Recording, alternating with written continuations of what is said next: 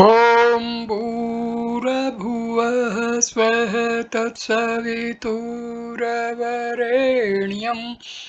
भर्गो देवस्य धीमहि धियो यो नः प्रचोदयात्। ॐ शान्ति शान्ति शान्तिः। नमस्ते मेरे प्यारे दोस्तों। ये वर्तमान भारत के महान मनीषी, ब्रह्मनिष्ठ, ब्रह्मलीन स्वामी राम सुखदास की गूढ़ विषयों पर दिए गए अपने प्रवचनों के ऊपर आधारित ये वीडियो है। इस वीडियो में हम आपको कृपा क्या होती है और इसका एक साधक के जीवन में क्या प्रभाव पड़ता है, इस पर हम विवेचन करेंगे। कृपा, ये विवेचन जो है प्रश्नोत्तरी के माध्यम से है। प्रश्न: स्वामी जी, आप कहते हैं कि प्रेम भगवत कृपा से ही प्राप्त होता है, तो भगवत कृपा कैसे प्राप्त होती है? स्वामी जी, भगवत कृपा प्राप्त होती है एक भगवान को ही अपना मानकर उन पर निर्भर रहने पर। एक भरोसो, एक बल, एक आस विश्वास, एक राम घन श्याम, हित चातक तुलसीदास। संसार से उगता जाए, संसार की अनुकूलता भाए नहीं, न जीने की इच्छा हो, न मरने की इच्छा हो। विचार करे, लोगों ने हमें अच्छा मान लिया तो क्या हुआ? हमें क्या मिला? संसार लाभ हो जाए तो क्या हुआ? हानि हो जाए तो क्या हुआ? खा लिया, पी लिया और सो लिया, यह क्या जीवन है? प्रश्न: योग वासिष्ठ में आया है कि भगवान की कृपा कुछ नहीं कर सकती, साधक को स्वयं ही करना पड़ेगा आदि। इसका क्या तात्पर्य है? स्वामी जी, वक्ता का आशय देखना चाहिए कि वह कौन सी बात किस आशय से कह रहा है। यहाँ वक्ता का आशय यह है कि कृपा के भरोसे साधक निठल्ला न हो जाए। दूसरी बात, योग वासिष्ठ में सगुण की बात भी नहीं आई है, फिर कृपा की बात कैसे आएगी? सेठ जी श्री जयदयाल गोविंद का कहते थे कि योग वासिष्ठ का रचयिता या तो सगुण को, भगवान को जानता नहीं था, या उसने सगुण का वर्णन नहीं किया। प्रश्न: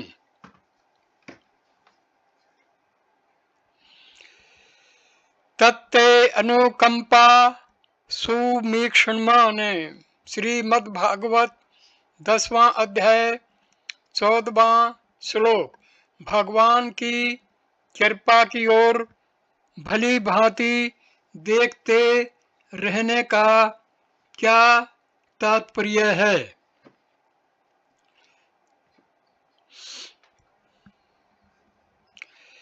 स्वामी जी, मेरे पर कृपा है, यह भाव हर समय रहना चाहिए। कमी हमारे भाव की है। हमारा भाव बन जाए तो भगवान की शक्ति थोड़ी नहीं है। अपने उद्योग में तो कमी न रखे, पर होने में कृपा समझे। कृपा को देखने से अभिमान नहीं आएगा। प्रश्न, स्वामी जी, आपने कहा कि भगवान की कृपा से ही काम होता है, तो वह कृपा कब होगी? स्वामी जी, कृपा कब होती है, कैसे होती है, यह हम जानते नहीं। बैठे बैठे अचानक हो जाती है, कारण हम जानते नहीं। कोई चिंतन बार बार होता है और हम जानते हैं कि यह ठीक नहीं है, फिर भी मन उसको छोड़ता नहीं, पर अचानक वह मिट जाता है। यह कृपा ही तो है। संत कृपा भी ऐसे ही है, कब हो जाए पता नहीं। यही मालूम होता है कि ऐसा कोई समय आता है जिसमें कृपा होती है। खास बात तो मेरे को यह जचती है, हरि से लगे रहो भाई, तेरी बिगड़ी बात बन जाई। यही बात समझ आती है, भजत कृपा करी ही रघुराई। ये मानसचरितमानस का बालकांड से 200वां दोहा है।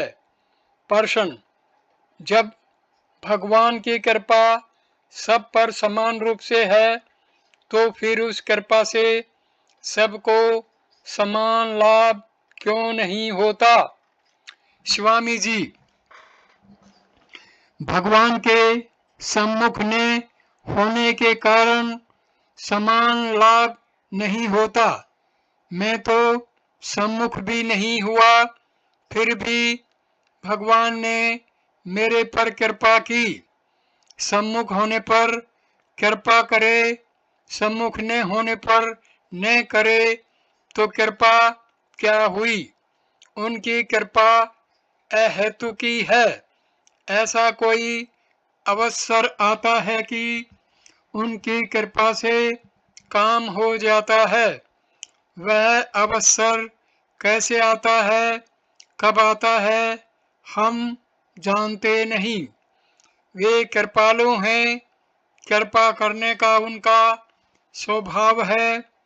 कृपा करने में उनका स्वभाव कारण है और कोई कारण नहीं। संपूर्ण जीव उनकी कृपा से ही जी रहे हैं। प्रश्न, उनकी कृपा से लाभ कैसे उठाएं? स्वामी जी, हे नाथ, हे नाथ पुकारो। प्रश्न, वह कृपा सब पर क्यों नहीं होती? स्वामी जी, क्योंकि सब उस कृपा के सम्मुख नहीं होते। प्रश्न, कृपा के सम्मुख होना क्या है? स्वामी जी, केवल एक ही ध्येय हो, एक ही आश्रय हो, एक भरोसो, एक बल, एक आस विश्वास, एक राम घनश्याम हित चातक तुलसीदास। दोहावली 277। प्रश्न, आपने कहा कि भगवान की कृपा से ही सब कुछ भगवान ही हैं। यह बात स्वीकार करने में आती है, तो वह कृपा कैसे होगी?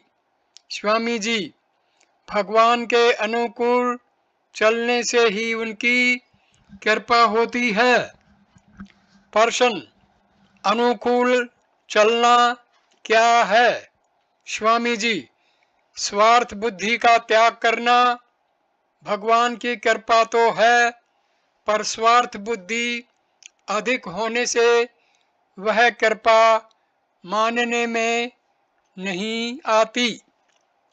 प्रश्न, भगवत कृपा कब होती है? स्वामी जी, अपनी स्थिति में संतोष नहीं होने पर, जब व्याकुलता होती है तब कृपा होती है। अहम का सर्वथा नाश कृपा से ही होता है। वास्तव में कृपा तो है ही, पर व्याकुलता के बिना उसका अनुभव नहीं होता। प्रश्न, भगवान की कृपा हमारी बाधा को क्यों नहीं छुड़ा देती? स्वामी जी, हम उनकी कृपा तो देखते हैं, पर यह नहीं देखते कि हमने खुद उसको कितना स्वीकार किया है, कितना महत्व दिया है। प्रश्न, भगवत कृपा और संत कृपा में क्या फर्क है? स्वामी जी, दोनों एक ही हैं, परंतु भगवत कृपा की अपेक्षा संत कृपा सुगम है। दूसरा विषय, गाय। प्रश्न, गाय के शरीर में सब देवताओं का निवास कैसे? स्वामी जी, गाय के शरीर में सब देवताओं का निवास साक्षात रूप से नहीं है। दिया सलाई में अग्नि का निवास है, पर वह दिखती नहीं। देवताओं का निवास कहने का तात्पर्य है कि गाय महान पवित्र है। पवित्रता की दृष्टि से ऐसा कहा गया है। प्रश्न, पर शास्त्र में ऐसा आता है कि गाय के शरीर में देवताओं ने अपनी अपनी जगह ग्रहण कर ली। लक्ष्मी और गंगा देर से आई तो उन्हें जगह नहीं मिली आदि। स्वामी जी, ऐसा कहने के सिवाय और कैसा कह सकते हैं? समझने के लिए ही ऐसा कहा गया है। जो जिस भाषा को समझता है उसको उसी भाषा में समझाया जाता है। प्रश्न, पद्म पुराण में गाय को मुक्ति की अधिकारिणी बताया है, तो क्या गाय की मुक्ति हो जाती है? स्वामी जी, वास्तव में गाय की मुक्ति नहीं होती, अन्यथा कभी गाय का शरीर मिलने पर हम भी मुक्त हो गए होते। मुक्ति के लिए उद्योग की आवश्यकता भी नहीं होती। अतः इसका तात्पर्य है कि जैसे निष्काम भाव पूर्वक मुक्त महापुरुष की सेवा करने से मुक्ति हो जाती है, ऐसे ही निष्काम भाव पूर्वक गाय की सेवा करने से भी मुक्ति हो जाती है। प्रश्न, कुछ लोग दूध को शाकाहारी नहीं मानते, इसमें आपका क्या विचार है? स्वामी जी, जैसे माँ का दूध है ऐसे ही गाय का दूध है। गाय प्रसन्नता से दूध देती है तो उसे लेने में कोई दोष नहीं है। प्रश्न, गाय इतनी शुद्ध होते हुए भी ओखर मल भक्षण क्यों करती है? स्वामी जी, शुद्ध होते हुए भी आखिर है तो पशु ही। प्रश्न, कपिला गाय कौन सी होती है? स्वामी जी, कपिला गाय पीले रंग की होती है। अन्य गायों की नाक, खुर और पूंछ ये तीनों काले होते हैं, पर कपिला गाय के ये तीनों पीले होते हैं। प्रश्न, गोरोचन कहाँ होता है? स्वामी जी, यह किसी गाय के गले से नीचे आगे की दोनों टांगों के बीच में होता है। यह गेंद की तरह छोटा सा होता है। गाय के द्वारा खांसी करने से यह बाहर निकल जाता है। प्रश्न, किसी भी प्राणी का वध करना पाप है, फिर केवल गो हत्या बंदी की ही बात क्यों कही जाती है? सभी पशु पक्षियों की हत्या बंद करने की बात क्यों नहीं होती? स्वामी जी, यह तो हम कहते ही हैं कि सभी प्राणियों को जीने का अधिकार है, मारने का अधिकार किसी को नहीं। तथापि गाय की हत्या से देश की विशेष हानि है। गाय कट रही है तो मानो देश की जड़ कट रही है। तीसरा विषय है गीता। प्रश्न, कौरव सेना में तो कई प्रकार के बाजे बजे। गीता के पहले अध्याय का 13वां श्लोक। पर पांडव सेना में केवल शंख ही बजे। गीता अध्याय 1 14वां से 18वें श्लोक तक। इसका क्या कारण था? स्वामी जी, वहाँ गीता अध्याय 1 13वें श्लोक में सेना का वर्णन होने से कई प्रकार के बाजे बजने की बात आई है, परंतु यहाँ गीता अध्याय 1 14 से 18वें श्लोक में सेना का वर्णन न होकर विशिष्ट व्यक्तियों का वर्णन है। अतः पांडव सेना के विशिष्ट व्यक्तियों ने कौन कौन से शंख बजाए, इसका वर्णन किया गया है। प्रश्न, गीता में धृतराष्ट्र के लिए परंतप शत्रु को तपाने वाला कहने का तात्पर्य क्या है? गीता दूसरा अध्याय 9वां श्लोक। उनके शत्रु तो पांडव थे। स्वामी जी, धृतराष्ट्र को परंतप इसलिए कहा कि वे शत्रुओं को तपाना, दुख देना चाहते थे और उनको पांडवों को दुख देते भी थे। तभी उन्होंने लोहे से बनी भीम की मूर्ति को मसल दिया। परंतप परंतप शब्द का भाव है शूरवीर। प्रश्न, गीता में एक जगह कहा है कि अपरा प्रकृति की सत्ता ही नहीं है। नास्तो विद्यते भावः। गीता दूसरा अध्याय 16वां श्लोक। और दूसरी जगह कहा है कि वह अव्यय है, अव्ययम। गीता 15वां अध्याय पहला श्लोक। इसका तात्पर्य क्या हुआ? स्वामी जी, सत्ता ही नहीं है, ऐसा कहने का तात्पर्य है कि प्रकृति की स्वतंत्र भगवान से अलग सत्ता नहीं है। और अव्यय कहने का तात्पर्य है कि वह भगवत स्वरूप है।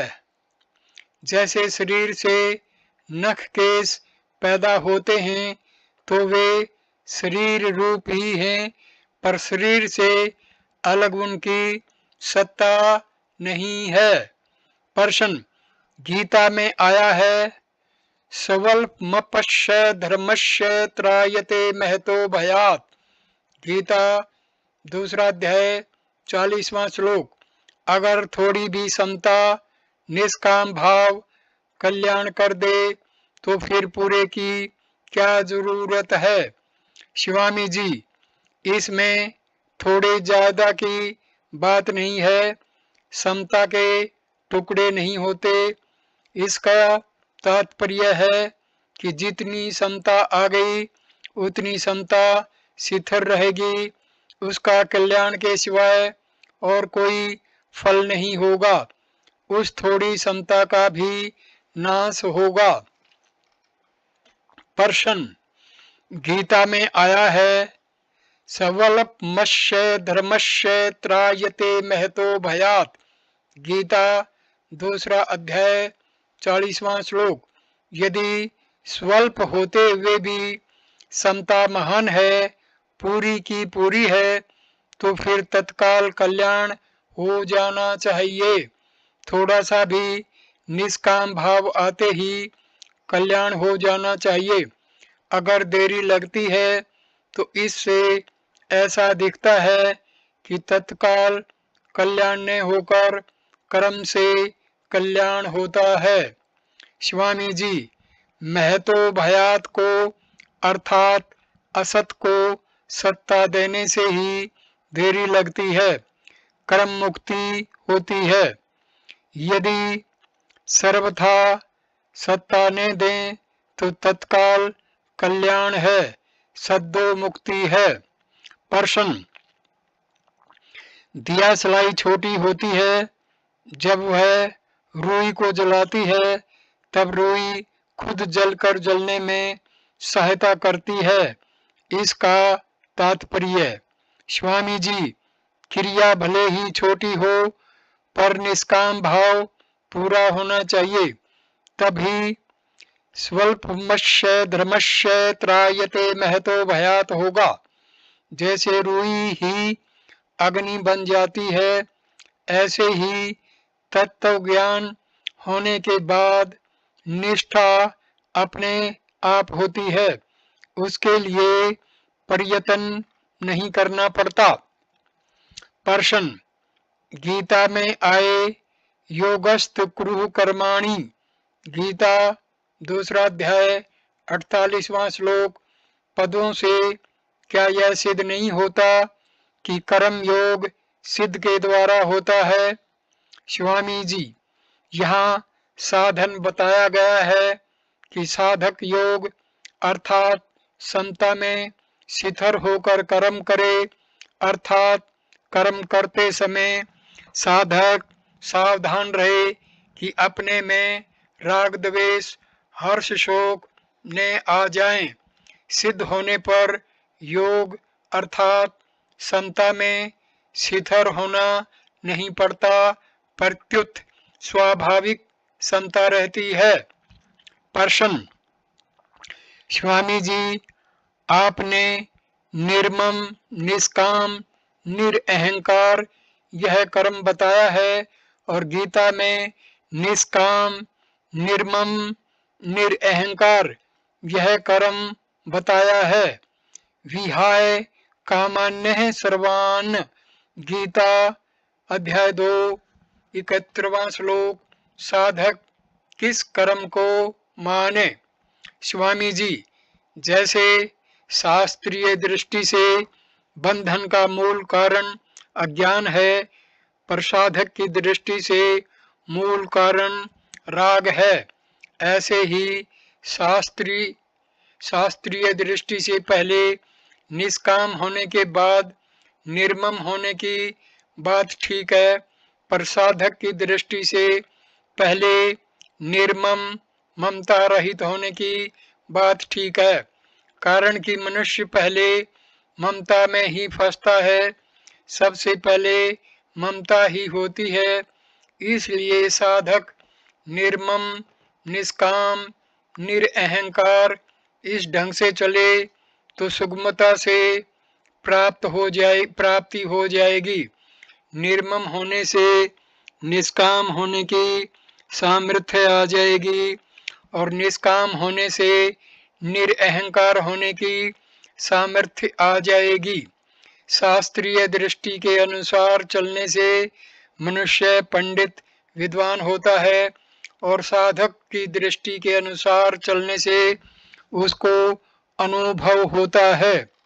प्रश्न उपदेश के अधिकारी तो मनुष्य हैं, फिर ब्रह्मा जी ने मनुष्यों के साथ साथ देवताओं को भी उपदेश क्यों दिया? स्वामी जी, देवता भी स्वार्थ का त्याग करके अपना कल्याण कर सकते हैं, उनमें भी देवऋषि नारद जी ऋषि हुए हैं। प्रश्न, गीता में आया है कि वर्षा यज्ञ से अर्थात कर्तव्य कर्म करने से ही होती है। यज्ञाद भवति पर्जन्य है। गीता 3 अध्याय 14वां श्लोक। तो फिर कहीं कम वर्षा और कहीं अधिक वर्षा क्यों? स्वामी जी, कर्मों से वर्षा होती है तो जन्म भी कर्मों से होता है।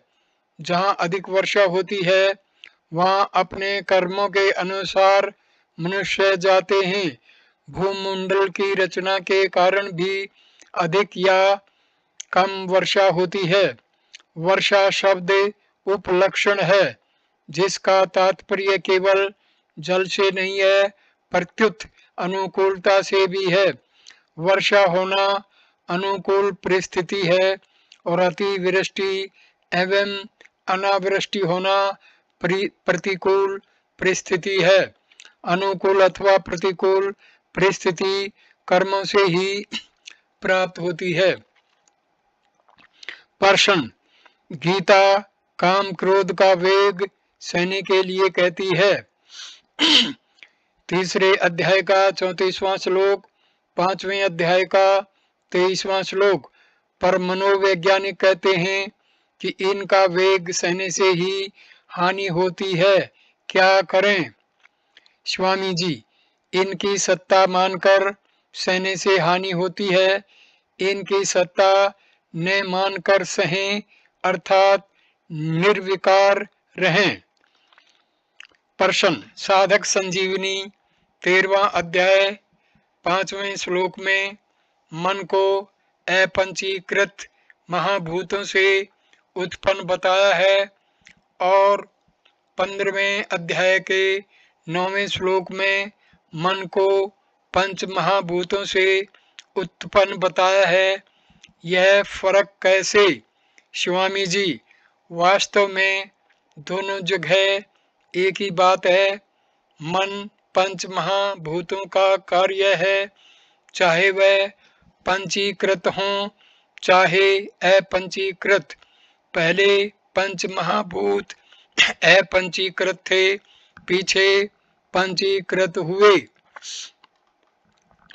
प्रश्न, साधक संजीवनी 13वें अध्याय के 14वें श्लोक में 5 विषयों को इंद्रियों का कार्य बताया है, यह कैसे? स्वामी जी, ठीक बात है। शब्द स्पर्श आदि क्रमशः आकाश वायु आदि की तन्मात्राएं कार्य हैं, अतः ये शब्दादि कारण भी हैं और कार्य भी। परंतु कार्य में कारण की अपेक्षा विशेष गुण होता है। कारण में सत्ता विशेष है और कार्य में गुण विशेष है। जैसे मिट्टी कारण है और घड़ा कार्य है। घड़ा पानी से भर सकता है पर मिट्टी नहीं, यह कार्य का गुण है। पर कार्य में भी सत्ता तो कारण मिट्टी की ही है, कार्य की स्वतंत्र सत्ता नहीं होती। विषयों को कार्य इसलिए कहा गया है कि विषयों का ज्ञान इंद्रियों से ही होता है। इंद्रियां ही विषयों को प्रकाशित करती हैं। प्रश्न, साधक संजीवनी 3 अध्याय 37वां श्लोक में आया है कि शरीर निर्वाह में भी शास्त्रों में केवल अपने लिए भोग भोगने का निषेध है। इसका तात्पर्य क्या है? स्वामी जी, तात्पर्य है कि शरीर निर्वाह में भी भोग बुद्धि नहीं होनी चाहिए। प्रश्न, पृथ्वी जल आदि तो प्रकृति के कार्य हैं, पर भगवान ने इनको ही प्रकृति बताया है। भूमिरापो नलो वायु खम मनो बुद्धिरेवः च अहंकार इत्ययं मे भिन्ना प्रकृतिष्धा।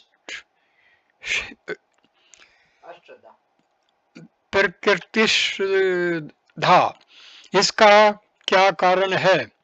स्वामी जी, भगवान के कथन में कार्य और कारण दोनों आ गए, अर्थात निराकार और साकार दोनों प्रकृतियां आ गई।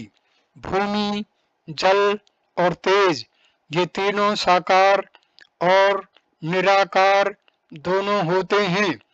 वायु दो नहीं होती, प्रत्युत केवल स्पंद और निस्पंद होती है। आकाश एक ही होता है। इसलिए कुछ मतावलंबी आकाश को नित्य मानते हैं, परंतु हमारे ग्रंथों में आकाश को भी उत्पन्न होने वाला बताया गया है। तस्माद् वा एतस्मादस् आत्मने आकाश संभूत। तैत्तरीय उपनिषद 2 अध्याय 1 श्लोक। प्रश्न, गीता में आए संभव आप आत्म मायया, गीता 4 अध्याय 6 श्लोक, और योग माया समावर्त है, गीता 7वां अध्याय 25वां श्लोक। इन दोनों पद्यों में आया योग माया और आत्म माया क्या है? क्या यह अपरा प्रकृति है? स्वामी जी, भगवान की मर्जी इच्छा ही योग माया या आत्म माया है, तो अपरा प्रकृति से श्रेष्ठ है। प्रश्न, गीता में भगवान ने कहा है वेदा अहम समतितानि वर्तमानानि चार्जुन भविष्याणि च भूतानि माम तु वेदने कश्चन। गीता 7वां अध्याय 26वां श्लोक। हे अर्जुन, जो प्राणी भूतकाल में हो चुके हैं तथा जो वर्तमान में हैं और जो भविष्य में होंगे, उन सब प्राणियों का तो मैं जानता हूँ, परंतु मुझे भक्त के सिवाय कोई भी प्राणी नहीं जानता। तात्पर्य है कि भगवान सर्वज्ञ हैं, इसलिए किस प्राणी की क्या गति होगी, अमुक जीव की मुक्ति होगी या अमुक जीव बंधन में रहेगा, यह भी भगवान जानते हैं। उनकी इन सर्वज्ञता से मनुष्य परतंत्र हो गया, क्योंकि वे जैसा जानते हैं वैसा ही होगा। स्वामी जी, ऐसी बात नहीं है। इसके उत्तर में कई बातें हैं, जैसे एक, ईश्वर की सर्वज्ञता कैसी है, वे क्या क्या जानते हैं, आदि बातों को जीव नहीं जान सकता। अगर जीव जान जाए तो वह ईश्वर की अपेक्षा ज्यादा सर्वज्ञ हो गया, परंतु यह संभव नहीं है। अतः ईश्वर की सर्वज्ञता को हम जान ही नहीं सकते।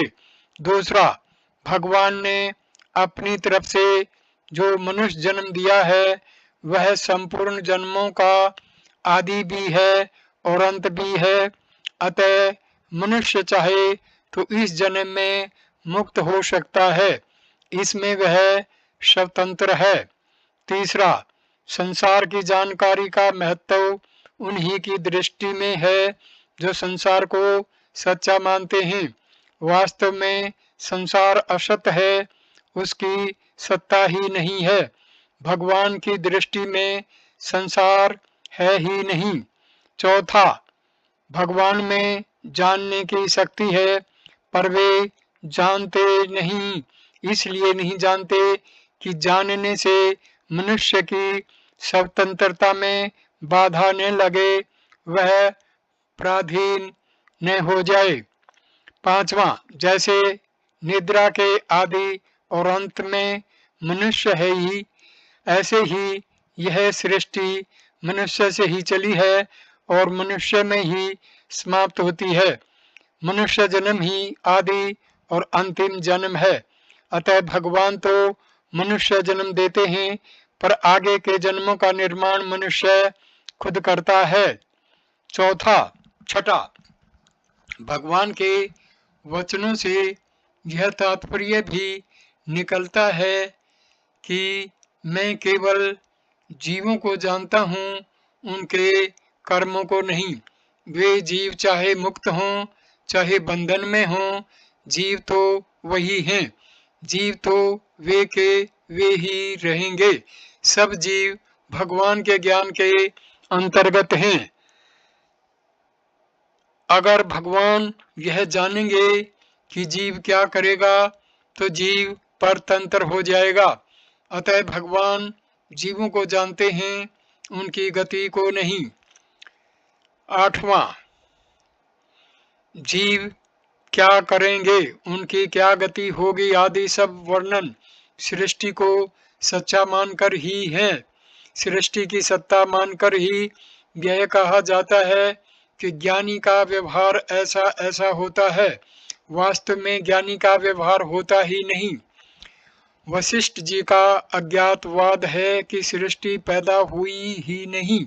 जैसे कोई कहे कि रात को स्वप्न में मैंने आपसे बात की थी, तो क्या दूसरे को यह बात का पता होता है?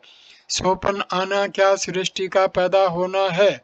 स्वप्न में एक बूढ़ा आदमी गाय लाया और गाय का बछड़ा पैदा हुआ, तो बूढ़ा आदमी, गाय और बछड़ा तीनों स्वप्न में एक साथ पैदा हुए।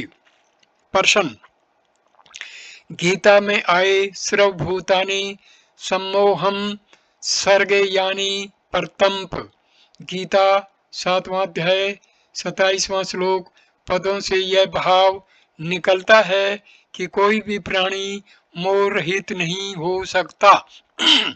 स्वामी जी, इसका तात्पर्य है कि जिनमें मोह मूढ़ता रहता है वही प्राणी जन्म मरण को प्राप्त होते हैं। जिनका मोह दूर हो गया वे जन्म मरण को प्राप्त नहीं होते। सर्गे अपि नोपजायन्ते, गीता 14वां अध्याय 2 श्लोक। ते द्वंद्व मोह निर्मुक्तः, गीता 8वां अध्याय 28वां श्लोक। सृष्टि के आदि में जो पैदा होते हैं वे मोहित ही होते हैं। अगर मोहित न हुए तो पैदा ही क्यों हों? प्रश्न, आपकी सब साधनों का सार पुस्तक में गीता 8वां अध्याय 14वां श्लोक के 7वें पद का अर्थ आया है। उस दिन से लेकर मृत्यु तक, और नित्य यश पद का अर्थ आया है सुबह से लेकर शाम तक, परंतु साधक संजीवनी में उससे उल्टा अर्थ है। स्वामी जी, उपरयुक्त अर्थ ही ठीक लगता है, परंतु साधक संजीवनी की बहुत प्रतियां छप गई, इसलिए अब उसमें परिवर्तन करना उचित नहीं। सिद्धांत में तो कोई फर्क है ही नहीं। प्रश्न, स्वामी जी, आपने कहा कि भक्त तो स्वयं व्यवस्थित होता है, सम्यक व्यवसितो ही सह, गीता 9वां अध्याय 30वां श्लोक। पर कर्म योगी तथा ज्ञान योगी की बुद्धि शिथिल होती है, तस्य प्रजा प्रतिष्ठिता, गीता 2वां अध्याय का 57वां श्लोक, 58वां, 61वां और 68वां श्लोक। परंतु शिथित बुद्धि की बात कर्म योगी के लिए आई है, ज्ञान योगी के लिए नहीं। स्वामी जी, कर्म योग और ज्ञान योग का परिणाम एक ही है, दोनों समकक्ष हैं। गीता 4वां अध्याय का 4वां और 5वां श्लोक। अतः शिथित प्रक कहने से सिद्ध हुआ कि कर्म योग तथा ज्ञान योग करण सापेक्ष हैं, क्योंकि बुद्धि एक करण है। प्रश्न, परंतु आप पहले से यह कहते आए हैं कि कर्म योग तथा ज्ञान योग दोनों करण निरपेक्ष हैं। स्वामी जी, गीता के भावों का अंत नहीं आता, नए नए भाव पैदा होते हैं। प्रश्न, वरुण तो जल के अधिपति हैं, फिर गीता में उन्हें जल जंतुओं का अधिपति क्यों कहा? वरुणो याद सामहम, गीता 10वां अध्याय 29वां श्लोक। स्वामी जी, जल में रहने के कारण जल जंतु भी जल रूप ही हुए। प्रश्न, अर्जुन ने भगवान से द्विभुज रूप होने के लिए क्यों नहीं कहा? चतुर्भुज रूप होने के लिए ही क्यों कहा? जब चतुर्भुज रूप होने के लिए ही कहा तो फिर भगवान अपनी मर्जी से द्विभुज रूप क्यों नहीं हो गए? खुद प्रार्थना करने पर भी अर्जुन चतुर्भुज रूप को देखकर शिथिरचित नहीं हुए, प्रत्युत द्विभुज रूप को देखकर ही शिथिरचित हुए, ऐसा क्यों? स्वामी जी, भगवान के विराट रूप में अर्जुन ने सर्वप्रथम चतुर्भुज रूप के दर्शन किए थे, अतः उसी को देखने के लिए अर्जुन प्रार्थना करते हैं। कारण कि अत्युग्र विराट रूप को देखकर अर्जुन बहुत घबरा गए और पूछने लगे कि आप कौन हैं, यहाँ किस लिए आए हैं? तब भगवान ने चतुर्भुज रूप में दर्शन देकर उनको आश्वासन दिया और फिर यह बताने के लिए अपने मनुष्य रूप द्विभुज रूप में आ गए कि तू डरता क्यों है, मैं तो वही हूँ। भगवान श्री कृष्ण हरदम द्विभुज रूप ही रहते थे, चतुर्भुज रूप से नहीं। अगर चतुर्भुज रूप से रहते तो लोगों के सामने भगवान रूप से प्रत्यक्ष रहते, परंतु भगवान मनुष्य रूप से रहते थे। तभी भगवान ने कहा है, अब जानन्ति मा मूढ़ा मानुष्यम तनुमाश्रितम, गीता 9वें अध्याय का 11वां श्लोक आदि। प्रश्न, जब सभी साधकों का उद्देश्य त्याग है तो फिर गीता में कर्म फल त्याग को पहले के 3 साधनों से श्रेष्ठ क्यों बताया गया है? 12वां अध्याय 12वां श्लोक। स्वामी जी, तात्पर्य है कि त्याग में कर्म फल का त्याग श्रेष्ठ है। त्याग करना है तो कर्म फल का ही त्याग करना है। यस्तु कर्म फल त्यागी से त्यागित भी धीयते, जो कर्म फल का त्यागी है वही त्यागी कहा जाता है। गीता 18वें श्लोक का 18वें अध्याय का 11वां श्लोक। यह सब संसार कर्म फल है, कर्म फल के त्याग से मूल कट जाएगा। प्रश्न, गीता में अनअहंकार एवच गीता 13वां अध्याय 8वां श्लोक पदों से साधक के लिए अनअहंकार होने की बात कैसे कही? अनअहंकार होने पर तो वह सिद्ध हो गया, साधक कहाँ रहा? स्वामी जी, अहंकार मिटा नहीं, पर साधन में यह मान्यता होती है, विचार होता है कि मेरे में अहंकार नहीं है, अतः मेरे में अहंकार नहीं है। यह मान्यता होना ही उपर्युक्त पदों का तात्पर्य है। प्रश्न, गीता में प्रकृति को अनादि कहा है, प्रकृतिम पुरुषम चैव विद्वेनादि उभावपि, गीता 13वां अध्याय 19वां श्लोक। और यह भी कहा है कि जीव ने जगत को धारण किया है, ये इदम धार्यते जगत, गीता 7वां अध्याय 5वां श्लोक। दोनों बातें कैसे? स्वामी जी, परा प्रकृति, अपरा प्रकृति और परमात्मा तीनों ही अनादि हैं, पर जीव ने जगत की परमात्मा से अलग स्वतंत्र सत्ता मान ली। ये इदम धार्यते जगत, इतना ही नहीं, वह खुद भी जगत रूप बन गया। सर्वइदम जगत, गीता 7वां अध्याय 13वां श्लोक। समझने के लिए प्रकृति को अनादि कहा, पर वह शांत है, अनंत नहीं। ऐसा कोई अक्षर नहीं जिसमें उसका अंत नहीं होता हो। प्रश्न, श्रुत्वा अन्येभ्य उपासते, गीता 13वां अध्याय 25वां श्लोक। इसमें उपासते का तात्पर्य क्या है? स्वामी जी, उपासते का तात्पर्य है सुनने के अनुसार जीवन बनाना। प्रश्न, संसार अभाव रूप है, फिर उसे अव्यय क्यों कहा है? ऊर्ध्वमूल मद शास्त्रखम स्वस्थवम प्राहुर्व्यम। गीता 15वां श्लोक, 15वां अध्याय, पहला श्लोक। स्वामी जी, संसार को अव्यय कहते हैं, प्राहु अव्यय है नहीं। प्रश्न, जो संसार को जानता है वह वेदवित है। यस्तम वेद से वेदवित। गीता 15वां अध्याय, पहला श्लोक। तो वह क्या जानता है? स्वामी जी, यह जानता है कि संसार नहीं है, परमात्मा है। नास्तो विद्यते भावो ना भावो विद्यते संतः। गीता 2 अध्याय 16वां श्लोक। वेदवित, तत्वदर्शी तथा श्रववित तीनों एक ही हैं। प्रश्न, गीता में अध्यात्म नित्य है। गीता 15वां अध्याय 5वां श्लोक। यह पद तो ज्ञान मार्ग का है और तमेव चादम पुरुषम प्रपदे।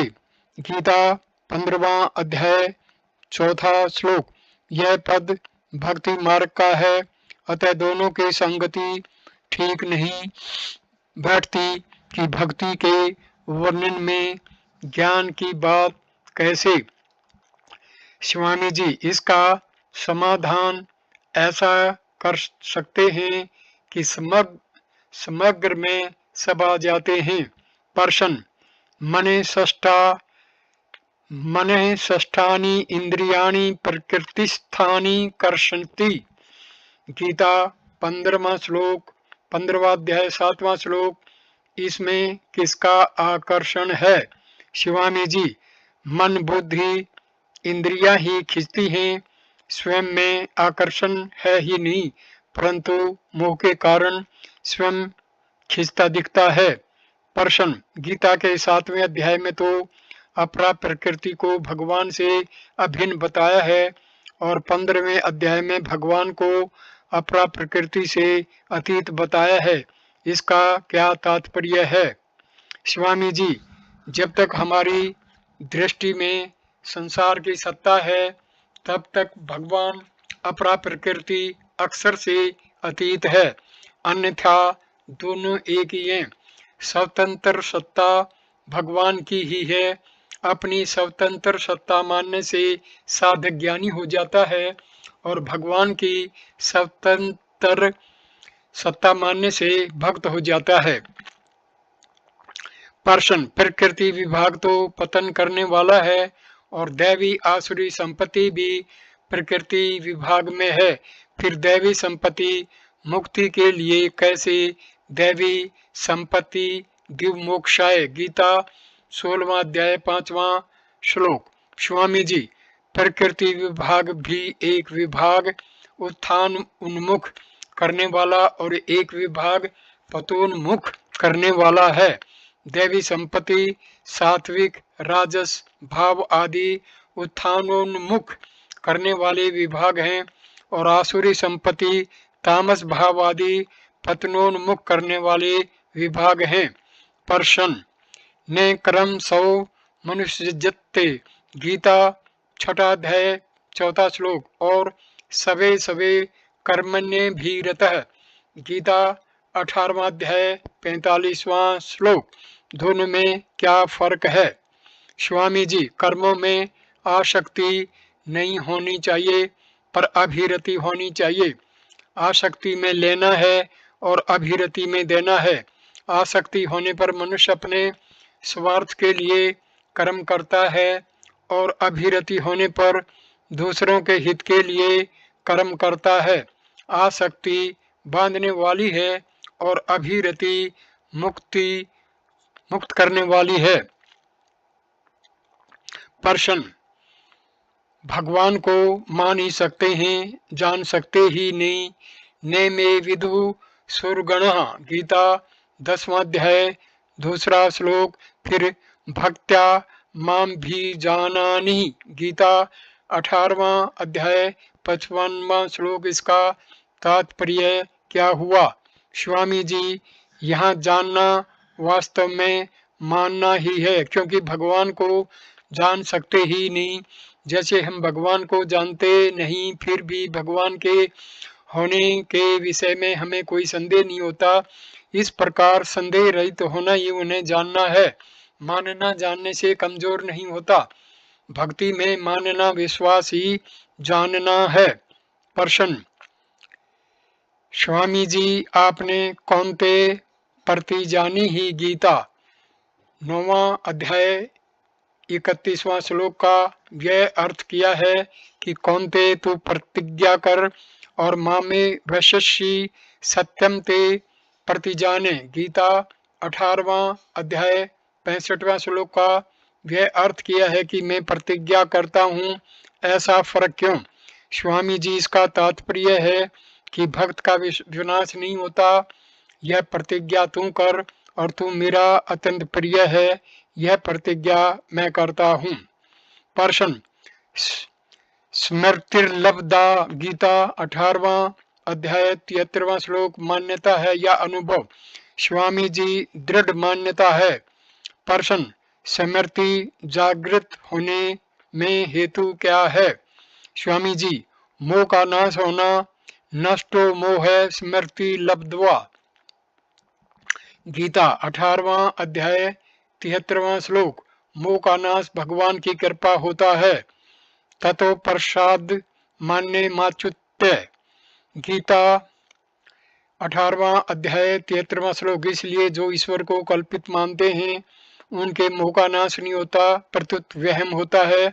वे अधूरी जानकारी को ही पूरी मान लेते हैं।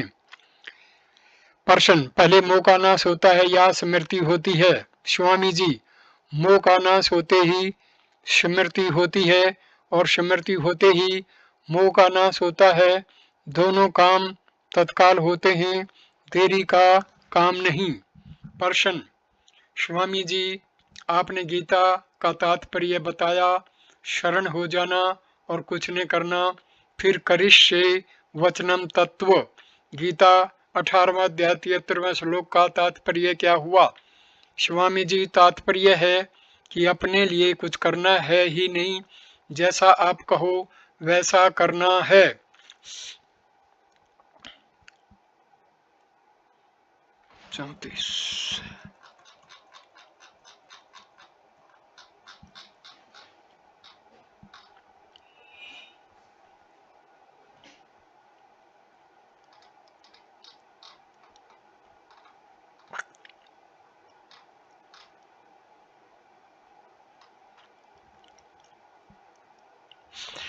प्रश्न, गीता के अंत में संजय ने भगवान के विश्व रूप को स्मरण किया, चतुर्भुज रूप को नहीं, क्यों?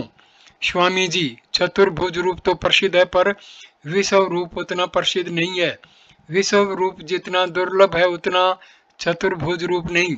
चतुर्भुज रूप को देखने का उपाय भी भगवान ने बताया, पर विश्व रूप देखने का उपाय बताया ही नहीं।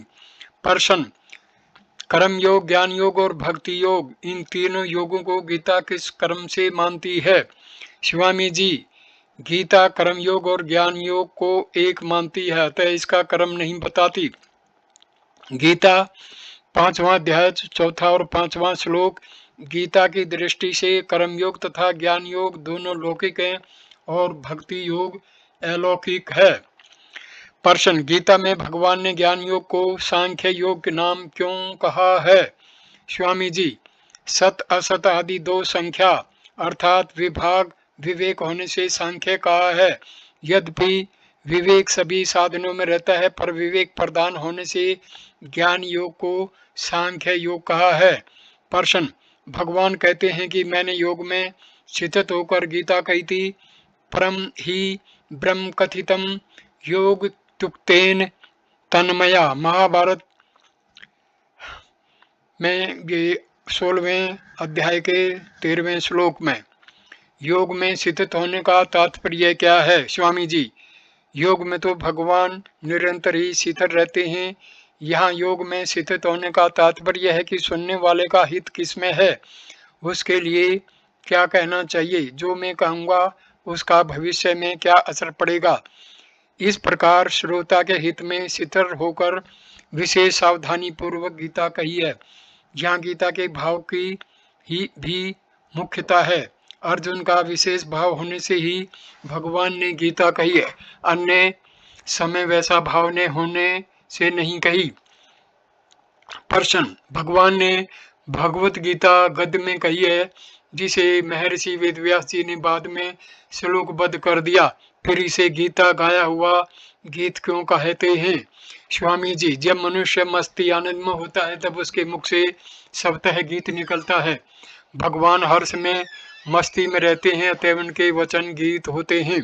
प्रश्न, स्वामी जी, आपने कहा है कि गीता को जानने से जो विषय गीता में नहीं आया उसका भी ज्ञान हो जाएगा, कैसे? स्वामी जी, गीता के अनुसार अपने स्वार्थ का त्याग, निष्काम भाव और दूसरे के हित का भाव हो जाएगा तो उसके भीतर स्वतः बात पैदा होती है। तभी मनुष्य स्मृति में कहा है कि सभी देशों के मनुष्य भारत में उत्पन्न मनीषियों से अपने अपने कर्तव्य की शिक्षा ग्रहण करें। एतद्देशे परशुतस्य सैकाश आदि ग्रम जन्मनः स्वं स्वं स्वं चरित्रम शिक्षेर पृथ्व्याम श्रवमानवा। गीता मनुस्मृति के दूसरे अध्याय का 20वां श्लोक। प्रश्न, भागवत महात्म्य में आया है कि भक्ति के दो पुत्र ज्ञान और वैराग्य अचेत हुए पड़े थे, उन्हें बार बार गीता पाठ सुनाने पर भी होश नहीं आया। ऐसा कहने का क्या तात्पर्य है? स्वामी जी, इसका तात्पर्य गीता की निंदा करने में नहीं है, परंतु भागवत में प्रवृत्ति कराने में है। प्रत्येक ग्रंथ में यह बात कही है कि एक की महिमा बताई जाती है और दूसरे को कमजोर बताया जाता है। वास्तव में साधक किसी एक तत्व में गहरा उतर जाए तो उसी से सब कुछ मिल जाएगा। प्रश्न, गीता का पाठ अनुलोम विधि से करना चाहिए या प्रतिलोम विधि से? स्वामी जी, अगर गीता कंठस्थ हो तो बिना पुस्तक के प्रतिलोम पाठ करने से बड़ी शांति मिलती है। मैंने करके देखा है। कलकत्ते के एक सज्जन गीता का प्रतिलोम पाठ करते करते तीसरे अध्याय में पहुंचे तो उनको नींद आ गई। सोपन में उन्होंने गोपियों के साथ बाल कृष्ण को देखा। भगवान उनके मुख के पास आकर कुछ बोले, क्योंकि बच्चा समझता है कि मुख से बोलते हैं तो सुनते भी मुख से ही होंगे। भगवान की वाणी तथा मुख के स्पर्श से वे रोमांचित हो गए। प्रश्न, अर्जुन का भाव नष्ट हो गया था। नष्टो मोह स्मृतिर्लब्धा। गीता 18वां अध्याय 73वां श्लोक। फिर उन्हें अभिमन्यु के मरने का और गोपी हरण का शोक क्यों हुआ? स्वामी जी, एक, यह लोक संग्रह था। अगर शोक न करते तो घर वाले कहते कि ये तो बड़े ज्ञानी बन गए, इनको दुख क्यों हो? दुखी तो हम हैं। अतः अर्जुन ने दुखी होकर घर वालों का साथ दिया, जिससे उनका दुख हल्का हो जाए। तीसरा, कोई अभिमान बाकी रह गया होगा। पूरी बात का पता नहीं। हम तो यही मानकर समाधान कर लेते हैं कि ऐसी भगवान की मर्जी थी। दूसरा, मैं तो यह मानता हूं कि अर्जुन का मोह नष्ट हो गया था और एक बार मोह नष्ट होने पर पुनः मोह नहीं होता। यज्जात्वा न पुनर्मोहम। गीता 4था अध्याय 35वां श्लोक। आगे जो कुछ हुआ वह लीला थी। जैसे जटायु ने राम जी को सीता का पता बता दिया। फिर भी राम जी ने सीता की खोज करवाई, पर अंगूठी हनुमान जी को ही दी। इसलिए कहा है, संतों की गति रामदास, जग से लखी न जाए, बाहर तो संसार सा, भीतर उल्टा था। इस वीडियो को मैं यहीं पर विराम देता हूँ। अगला छठा वीडियो हम शुरू करेंगे गुरु शिष्य के विषय से।